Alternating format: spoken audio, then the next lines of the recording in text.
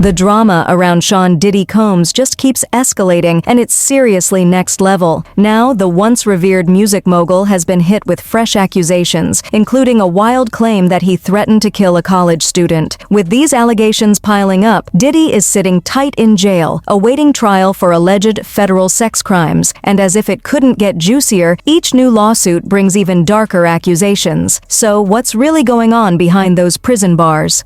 Welcome to Sidebar, brought to you by Law and Crime. I'm Jesse Weber, and we're diving into all the latest. Switching gears for a sec, studies are surfacing about a connection between the Depo-Provera birth control shot and brain tumors.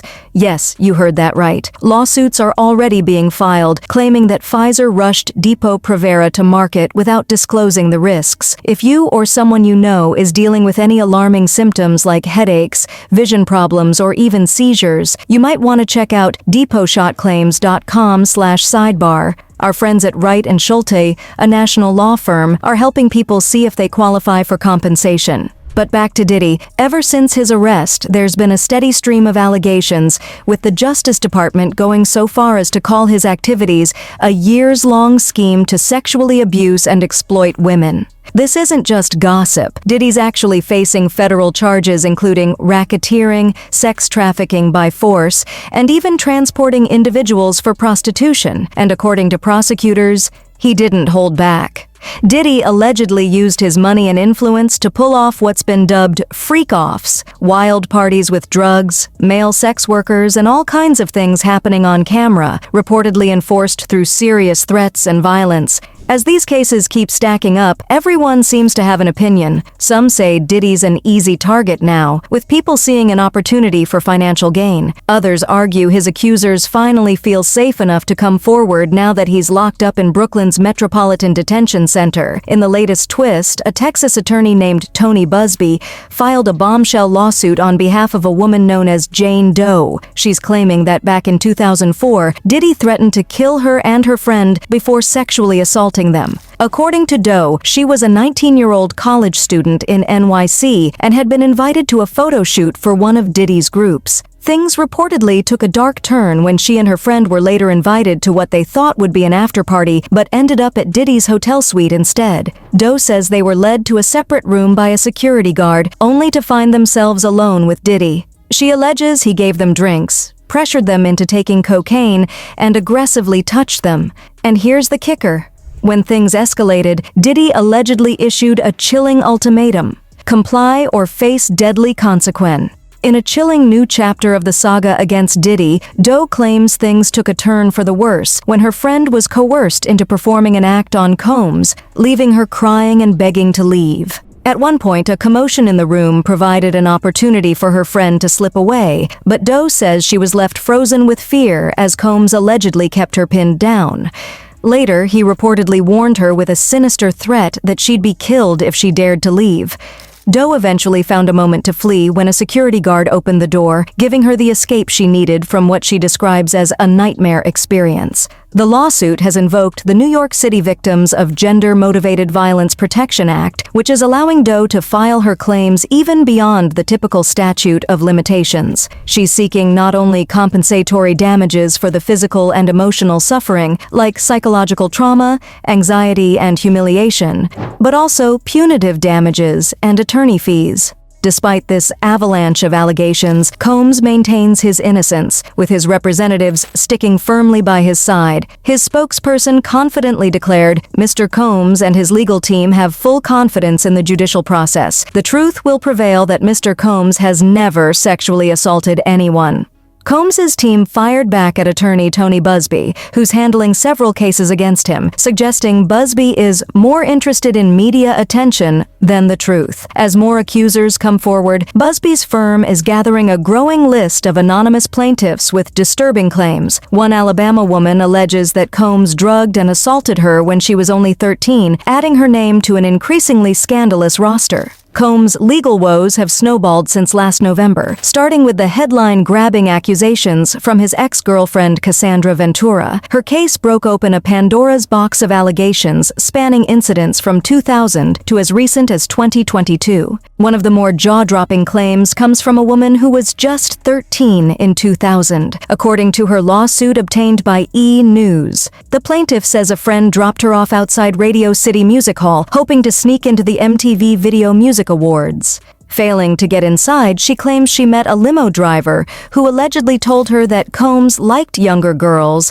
and hinted she was just Diddy's type. He encouraged her to return for an after-party later that night. When she showed up, the driver allegedly took her alone to a private residence, where she was asked to sign a non-disclosure agreement she never saw again. She claims she was offered a drink that left her feeling woozy and lightheaded, so she found an empty bedroom to rest. That's when she says Combs entered with two other celebrities, one male and one female. According to the plaintiff, things took an even darker turn as Combs and the male celebrity allegedly stripped her clothes off. The male celebrity then held her down while he assaulted her, all while Combs and the female celebrity reportedly watched. The men then allegedly swapped roles, with Combs assaulting her as the others watched, a night that she says left lasting trauma. She also says Combs tried to make her do oral sex on him, but she punched him and ran away from the party. She ended up at a gas station where she called her dad for help. After these claims were made, Diddy's lawyers pointed out a case from before, saying these new claims were just for show. They assured Mr. Combs and his team that he has never sexually harassed anyone, whether they were over 18 or younger.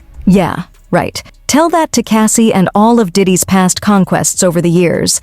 To make matters worse, E! News found out that a new lawsuit was filed on September 27th, which claims his Diddy hit a certain Jane Doe over a 4-year period, and it even led to her getting pregnant. Diddy's lawyers for Jane Doe say she first met the rapper in the fall of 2020 while she was out of town, and then took her on a trip paid for by Diddy. After their hangout in 2020, the documents say Jane Doe started seeing Diddy about once a month in 2021 and 2022, with the record executive making sure she came to his houses in Miami, Los Angeles, and New York. Jane Doe didn't really want to go to these meetings, but Diddy and his crew used mean and threatening words to make her come. These meetings led to a lot of bad stuff being said about, including forcing her to use drugs and rape. The papers also say that after a July 2022 meeting with Diddy, Jane Doe found out she was pregnant, and then the rapper's team pushed her to get an abortion, which ended in a miscarriage. Jane Doe has been through a lot of trauma, lost money, and hurt physically because of Diddy, and she's asking for a lot of money to make up for it in her lawsuit. Her lawyers told E! News, "Big names in the entertainment world have a long history of taking advantage of young artists and fans. These recent lawsuits are all about making these celebrities face the music, hopefully changing how things are done in the industry, and getting justice for those who've been hurt. No one is above the law, and just because someone is famous or rich doesn't mean they can get away with serious crimes like sex trafficking and abuse." Jane Doe isn't even the first one to speak out about Diddy's bad behavior. Gina Huyn, a model who was once in a relationship with Diddy, shared her story in an interview about the physical abuse she faced from him. She also revealed how he had once kicked her in the stomach. Back then, a lot of people thought she was just after Diddy's money, thinking that brotherly love meant he wouldn't do anything wrong. After all, Diddy was known for his charity work and even offered to buy clothes for a charity event. But the video of Cassie being abused by Diddy was shocking. This showed that Diddy had been abusing Cassie for a long time and was now used to it. And what did Diddy say about the video? It's so difficult to reflect on the darkest times in your life. Sometimes you gotta do that. I was up. I hit rock bottom. But I make no excuses. My behavior on that video is inexcusable. I take full responsibility for my actions in that video. I'm disgusted. I was disgusted then when I did it. I'm disgusted now. I went and I sought out professional help. I had to go into therapy, and go into rehab. Had to ask God for His mercy and grace.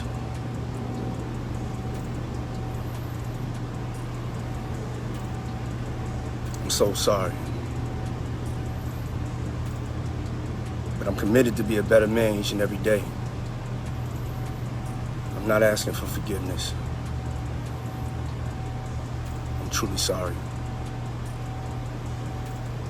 Word on the street is that Diddy's team has asked for a court order to stop any unverified statements from people who could not vouch for Mr. Cullum's innocence or those who are interrupting his right to a fair trial. Attorney Tony Busby, who's filed a bunch of lawsuits against Combs on behalf of the alleged victims, mentioned in a statement to NBC News that they'll let the claims in the lawsuit do the talking and are committed to ensuring justice is served. They plan to keep filing lawsuits naming Mr. Combs and others as defendants as they collect more evidence and prepare their case. Shawn Diddy Combs is still behind bars for charges of racketeering, sex trafficking, and prostitution, which he denies. His trial is set to hold in May 2025.